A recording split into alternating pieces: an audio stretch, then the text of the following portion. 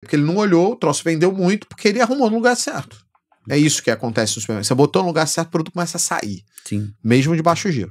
Como, Leandro, vamos falar assim, a gente tá falando de estoque, a gente vai alternar aqui. Disposição de produto na gôndola, isso você saca muito mais do que eu. Como é que você vê e como é que influencia isso nas vendas? Como é que é o impacto real de um layout, de um planograma? Como é que isso vai impactar a minha venda? Eu fiz uma minha gestão do estoque, eu estou com todos os meus produtos no estoque. Quando eu coloco isso na gôndola, qual é o impacto que a arrumação causa? Então, já, você está vendo essa caneta? Essa caneca? Sim. Tá, beleza. Se eu disser para você que essa caneca custa R$30, você compraria? A princípio, não. Tá. Mas se eu dissesse para você que essa caneca, se você comprar, eu posso colocar o nome do seu neto nela pelo mesmo preço de R$30, você compraria essa caneca? Tá barato. Por quê? Porque essa caneca tem apelo emocional. E por que você compraria? Porque teve alguém como eu te vendendo essa caneca. Qual é o problema do supermercado? Que o modelo do supermercado é um modelo de autosserviço. Ou seja, o cliente vai lá e ele se serve. E aí, qual é o ponto? Por que o layout tem que olhar? Você precisa de um layout certo para vender? Porque eu não tenho essa figura da pessoa que vai argumentar com você e te convencer de levar um produto. Eu preciso que as gôndolas, que as ilhas, que o expositor de hortifruti, que a balcão de açougue, balcão de padaria, que as geladeiras na entrada da loja, que os produtos que estão no checkout vendam para você. E é esse o desafio. Eu consegui fazer essa galera toda vender para você. Então, como é que eu faço isso? Layout. E aí, o que eu tenho que olhar no layout? Eu tenho que olhar primeiro. Os produtos estão organizados de maneira lógica para o cliente comprar, considerando as categorias dele. Então, se eu botar óleo num lugar e arroz num outro corredor muito mais longe, eu gero confusão na cabeça do cliente. Agora, os cereais têm que estar todos agrupados ali dentro de um departamento, ou seja, num corredor do supermercado, ou numa área do supermercado, pode ser um fundo, pode ser, mas num conjunto de prateleiras que esteja ali arroz, feijão, óleo, açúcar, parte de milharia, as farinhas, tudo agrupado ali meio que no mesmo lugar, para que fique fácil para o cliente consumir. Então ele vai para comprar uma coisa e leva outras. Então isso é o primeiro conceito. Tem que agrupar os produtos. O segundo conceito é que eu tenho que arrumar a loja, quando a gente fala de layout, de forma que a pessoa consiga enxergar o seguinte. Eu preciso que ela rode a loja. Então ela não pode ir lá, entrar na loja e ir embora. Ela tem que ir lá e ficar andando dentro dela. Quanto mais tempo ela anda dentro da loja, mais ela consome. Então o que normalmente eu faço? Eu jogo muitas das vezes os cereais para um lugar e as bebidas para o outro, que são dois setores muito aquecidos da loja. Eu pego o hortifruti, a padaria, o açougue e jogo para o fundo da loja. Aí eu faço que o cara ande para a direita, para a esquerda e vá no fundo. E pronto, o cara vai circular na loja. Aí ele fala assim, pô, mas no meio tem perfumaria e limpeza, que são setores de mais baixo giro. Show de bola. O que eu faço? Eu abro o checkout, que fica aberto, é o que está descendo, o que o cara sai pelo corredor, na frente do corredor da limpeza e da perfumaria, onde meu checkout está aberto.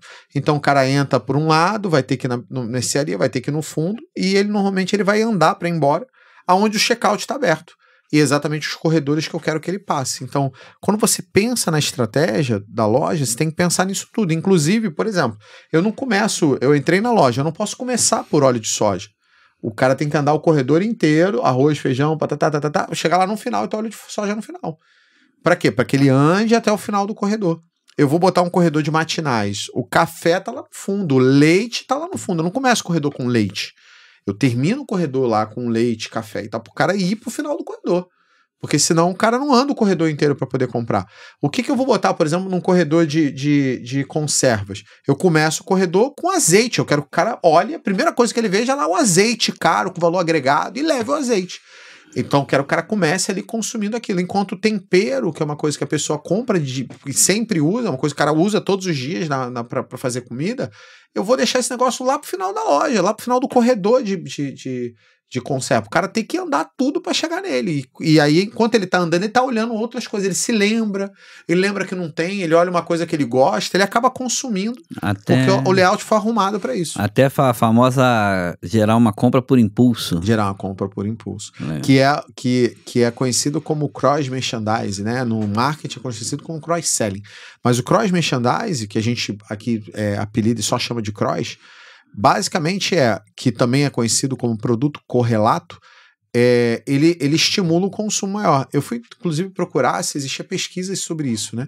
Então, mais ou menos, eu não achei nenhuma científica comprovada, mas é mais ou menos ali, em torno de mais de 50% de tudo que é vendido num supermercado é vendido por impulso. Não é vendido o que o cara... Então, o cara entra para comprar alface e sai com uma compra de R$30. O cara entra para comprar pão e sai com mortandela, com café, com leite, com não sei o quê. Então o cara entra para comprar uma coisa e se lembra e acaba levando outras coisas por causa desse layout, dessa organização, por causa do cross-merchandise, principalmente que estimula o cara a levar produtos que ele não estava ali para poder fazer. Então se você botar o produto no lugar certo, ele vai ser vendedor. E aí eu não preciso do cara para te convencer sobre a caneca. Qual você, como, né, nós como especialistas, mas você muito mais, se você pudesse dizer assim, qual o número ideal, um número mínimo que eu tenho que ter de cross dentro da minha loja? 100. 100. Pelo menos 100 cross espalhados e um checklist para você acompanhar ele porque qual é o problema? O cara faz o cross e começa a dar ruptura no cross. E aí ele não tá olhando, aí fica a fita pendurada lá sem nada. Fica sem nada. Bota papel toalha do óleo. Aí daqui a pouco não tem mais papel toalha. E aí dá ruptura no papel toalha, coisa que é um produto de baixíssimo giro, começa a dar ruptura porque o cara comprava, sei lá, um fardo de papel toalha por quinzena. Aí de repente ele botou lá do lado do óleo, tá vendendo um fardo por semana. Aí o cara olha e fala assim, já tá sem papel toalha há uma semana. Por quê? Porque ele não olhou, o troço vendeu muito, porque ele arrumou no lugar certo. É isso que acontece no supermercado. Você botou no lugar certo, o produto começa a sair. Sim. Mesmo de baixo giro. Dono do supermercado, 2 dicas que valem ouro aqui, aumenta seu faturamento. Eu tenho que fazer o cliente andar dentro da minha loja e tem que ter no mínimo 100 cross merchandise. Eles acham que até o final a gente convence o Leandro a dar um presente pra gente sobre isso. Será que eu vou dar esse presente pra ele?